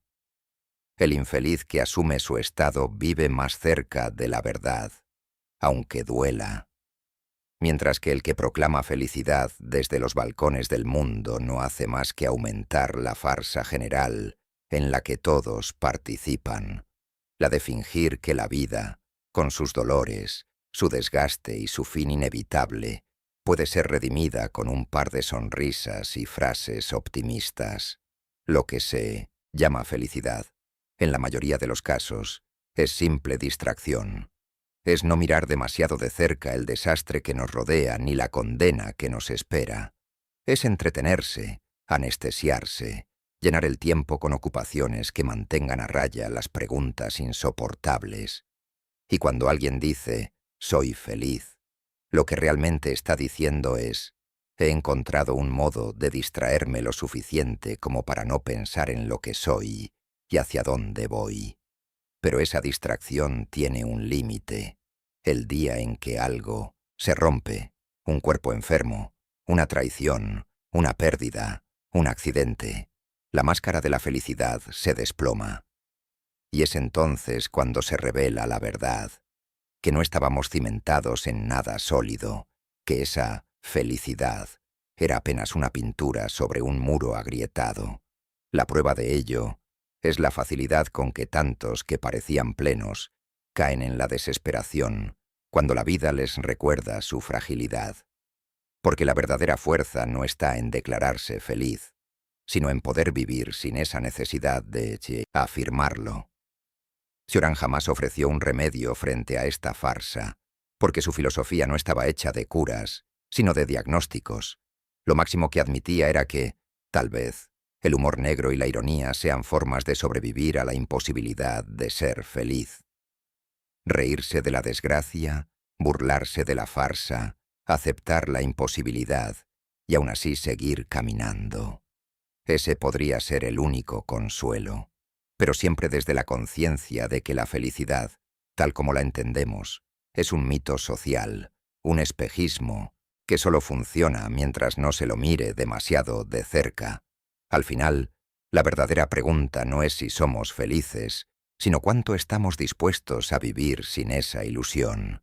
Porque tal vez, como pensaba Dioran, la lucidez empieza justo cuando dejamos de buscarla. Y en esa renuncia amarga, en reconocer que la felicidad no existe más que como una máscara, quizás encontremos una forma de vivir menos engañados, aunque no más felices. Capítulo 16. La compasión amarga. En un mundo de condenados, hablar de compasión suena casi ingenuo. Se la asocia con bondad, con ternura, con esa luz cálida que supuestamente une a los seres humanos. Pero para Cioran, la compasión no era un don celestial, ni una virtud moral. Era más bien el reconocimiento mutuo de la derrota. La mirada que dos prisioneros se lanzan al saberse encerrados en la misma celda, sin escapatoria. Si hay compasión en nosotros, es porque todos compartimos la misma condena de existir. La compasión, entendida de este modo, no es alegre ni pura. Es amarga, porque no nace del triunfo ni de la abundancia, sino de la conciencia de que estamos en ruinas. No tiene nada que ver con el orgullo de ayudar a los demás, ni con esa satisfacción secreta que muchas veces se esconde detrás de los gestos solidarios. La compasión de Cioran surge cuando aceptamos que no hay vencedores en esta historia. Todos somos perdedores desde el primer instante, porque nacer ya nos puso en la fila de los condenados. Mira alrededor. Cada rostro que ves está sostenido por un hilo frágil, listo para romperse en cualquier momento. El que sonríe, el que parece seguro, el que presume de logros, también está cargando una cruz invisible, el dolor que ya padeció, el que esconde y el que aún no ha llegado. Y cuando lo entiendes, cuando dejas de creer en la farsa de las vidas perfectas, se despierta algo extraño en ti, una forma de ternura sin esperanza, un gesto silencioso que no pretende salvar, sino simplemente compartir el peso. Cioran se apartaba de las religiones y filosofías que glorificaban la compasión como virtud suprema. Para él, la compasión no era un camino de redención, sino una prueba de lucidez. Al compadecer, no elevamos al otro, ni nos elevamos a nosotros mismos. Apenas admitimos que estamos en el mismo desastre. Es un reconocimiento mutuo, una especie de complicidad en el fracaso. No hay gloria en ello, solo verdad. Piénsalo. Cuando consuelas a alguien, ¿de dónde viene realmente ese impulso? No es que poseas una reserva infinita de bondad, es que al verlo sufrir, recuerdas que tú también sangras, que lo que le ocurre a él podría ocurrirte a ti, o ya te ocurrió de otra manera. Tu compasión no es altruismo puro, es memoria de tu propia herida. Es la certeza de que todos compartimos la fragilidad, y por eso mismo, la compasión auténtica es amarga. No te hace sentir poderoso ni mejor. Al contrario, te desnuda, te recuerda tu propia vulnerabilidad, te arrastra al mismo barro del que quieres sacar al otro. En lugar de elevarte, te hunde con él. Pero es en ese hundimiento compartido donde surge una extraña forma de dignidad. Una dignidad que no consiste en ganar, sino en reconocer que nadie gana. Cioran nunca se engañó con la idea de que la compasión pudiera transformar el mundo. Sabía que la crueldad, el egoísmo y la indiferencia son fuerzas demasiado arraigadas en el corazón humano. Pero eso no le impedía admitir que, en medio de todo, La compasión es lo más cercano a un bálsamo que podemos encontrar.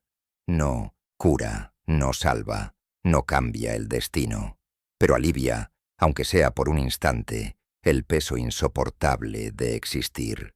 Imagina dos enfermos en un hospital, ambos desahuciados. Ninguno puede ofrecer al otro una salida, ninguno tiene una solución. Pero al mirarse, al darse la mano, al compartir su desesperación, ambos sienten que la carga se reparte. No es un milagro, no es una liberación, es apenas un respiro en medio del ahogo. Eso es la compasión según Cioran. Un gesto mínimo, sin pretensiones, que no elimina la condena, pero la hace menos solitaria. En este sentido, la compasión amarga no nos convierte en héroes, sino en compañeros de prisión. No se trata de salvar al otro, sino de reconocerlo como alguien que está igual de atrapado que tú. Es una forma de decir, sé lo que sientes porque yo también estoy roto. Y aunque parezca poco, en un universo indiferente puede ser lo único que nos acerque a un sentido. Cioran desconfiaba profundamente de quienes proclamaban la compasión como bandera para sentirse superiores moralmente.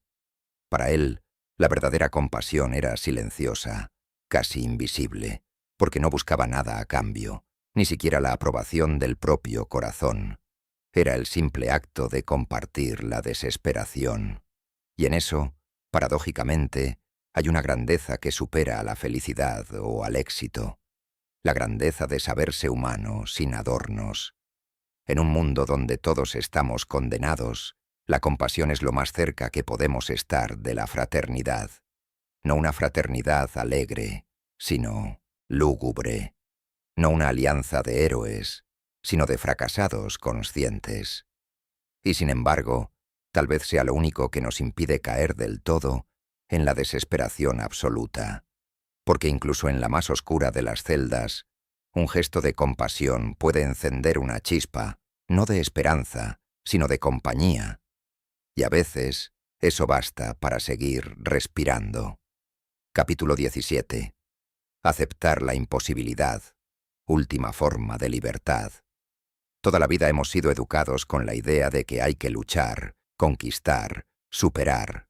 Se nos repite desde niños que todo es posible, que basta con desearlo lo suficiente, con trabajar duro, con mantener la fe, y que de algún modo el universo recompensará nuestra insistencia. Pero Cioran, con la crudeza que lo define, desmonta esta ilusión desde su raíz. No, no todo es posible. De hecho, lo más verdadero que podemos hacer es aceptar que la vida está marcada por límites infranqueables, y que el acto más honesto, el más liberador, no es la conquista, sino la renuncia a la conquista.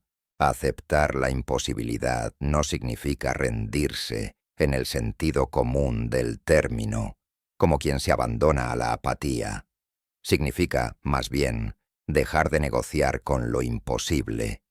Significa no gastar tu energía mendigando respuestas donde nunca las habrá. Es dejar de insistir en que la vida debe darte sentido, justicia, plenitud, porque la vida nunca firmó ese contrato contigo. No es una madre compasiva ni un maestro sabio. Es un torrente ciego, indiferente, que arrastra sin explicación. Y mientras más exiges razones, más cruel se vuelve tu desengaño. Mírate con honestidad. ¿Cuántas veces has esperado que la vida te compense por tu esfuerzo?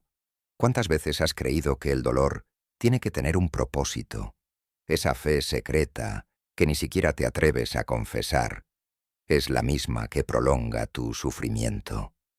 Porque cuando la realidad demuestra lo contrario, cuando todo tu esfuerzo se rompe contra una enfermedad, una pérdida, un fracaso, lo que duele no es solo el hecho en sí, sino el derrumbe de tu expectativa. Esperabas que hubiera justicia, esperabas que hubiera un ¿para qué? Pero no lo hay. Y ahí está la herida. Cioran no veía esta aceptación como un gesto nihilista, sino como un corte limpio, cuando dejas de pedirle a la vida lo que nunca dará. Empiezas a vivir con menos engaños y, por tanto, con menos frustración. Es como soltar una cuerda que siempre te ha quemado las manos. De pronto, el dolor disminuye, no porque la cuerda haya cambiado, sino porque ya no estás aferrado a ella. Aceptar la imposibilidad es comprender que la vida no puede ser vencida, porque no es un enemigo ni un obstáculo. Es más grande que tú, más ciega, más antigua. No puedes derrotarla, pero sí puedes mirarla sin la arrogancia de quien exige cuentas. Ese gesto de aceptación es, en sí mismo, un acto de libertad, porque te libera del chantaje del sentido, de la búsqueda interminable de un porqué que nunca llega. Imagina estar en un desierto sin fin. Si te obsesionas con encontrar un oasis perfecto, cada paso se vuelve desesperante, cada día un tormento. Pero si aceptas que quizás nunca haya oasis, entonces dejas de caminar por la promesa del agua y empiezas a caminar porque caminas. El desierto sigue igual, pero tu relación con él cambia. Ya no persigues espejismos, ya no te hundes en la decepción de cada horizonte vacío. Caminas ligero, porque nada te debe nada. Cioran sostenía que la lucidez no debía llevarnos a la histeria del sinsentido, sino a una calma amarga, pero real. No, necesitamos derrotar la vida para ser libres. Necesitamos dejar de exigirle que nos explique por qué existe. En ese silencio, en esa renuncia a la pregunta imposible, hay una serenidad distinta.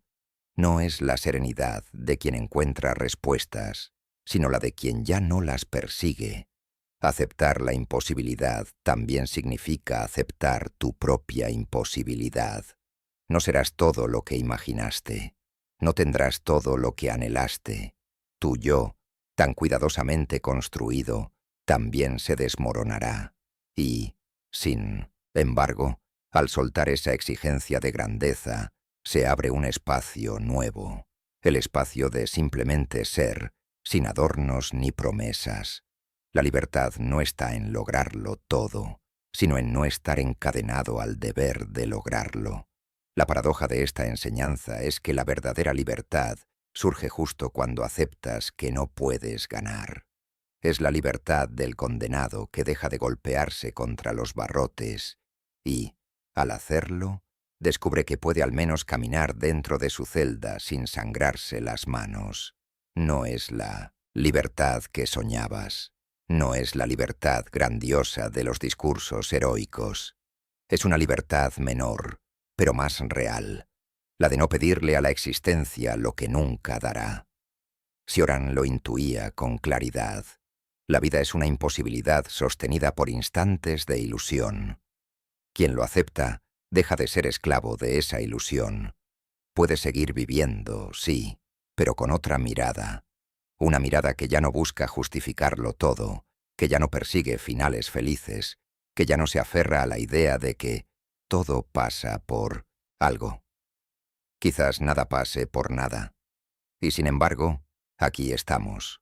Aceptar la imposibilidad es, en el fondo, un acto de dignidad, porque significa no degradarte con falsas esperanzas, no venderte a discursos que te prometen lo que saben que no existe.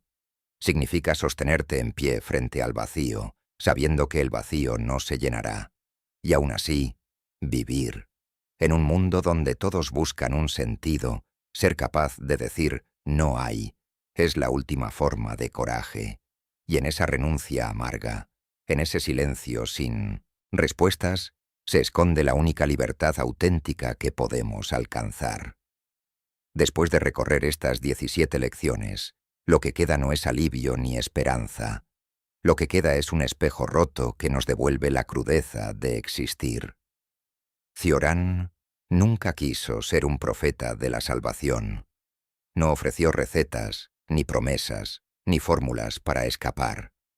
Lo único que hizo fue arrancar las máscaras que el mundo se pone, para que no lo veamos tal cual es. Y eso duele, porque desnudar la vida significa quedarte sin disfraces que te protejan del frío. Tal vez pienses que este recorrido fue demasiado oscuro, que aquí no hubo una salida, ni un camino hacia lo mejor, y tienes razón. porque Cioran no nos invita a mejorar, nos invita a mirar el sufrimiento, el tedio, la soledad, la ausencia de Dios, la traición del tiempo, la farsa de la felicidad, sin la anestesia de las ilusiones. Y aunque pueda parecer insoportable, hay en esta brutalidad un extraño tipo de dignidad, la dignidad de no rebajarte a las mentiras dulces con las que otros intentan sobrevivir, la dignidad de quedarte de pie en medio del derrumbe, aunque el derrumbe no se detenga. Aceptar que nacer fue un error no significa odiar la vida, significa reconocer que nunca fue un regalo, sino una carga, y aún así, aquí estamos, obligados a cargarla. Lo único que nos queda, y lo único que Cioran rescata, es la libertad amarga de no pedirle a la existencia lo que no puede darnos. Esa lucidez puede sentirse como una condena, pero también como un descanso. Ya no persigues espejismos, ya no esperas respuestas. Caminas sabiendo que no habrá oasis, y sin embargo, caminas. Al final, lo que Cioran nos deja no es una esperanza luminosa, sino una forma de libertad negativa, liberarnos de las ilusiones, de los discursos reconfortantes, de la esclavitud del sentido. Vivir no será más fácil, pero sí más nuestro, y quizá esa sea la última lección. No se trata de vencer la vida, porque no se puede. Se trata de mirarla a los ojos, con toda su crueldad, y dejar de exigirle que nos justifique. Si algo en este recorrido ha resonado contigo, si estas palabras han removido ese silencio incómodo que todos llevamos dentro, apóyanos con un like y comparte este video con alguien que necesite escuchar lo que casi nadie se atreve a decir. Porque la verdad no es un refugio, pero puede ser una fuerza, y en un mundo lleno de mentiras reconfortantes, quizá lo único valioso sea tener el coraje de sostener la verdad, aunque arda.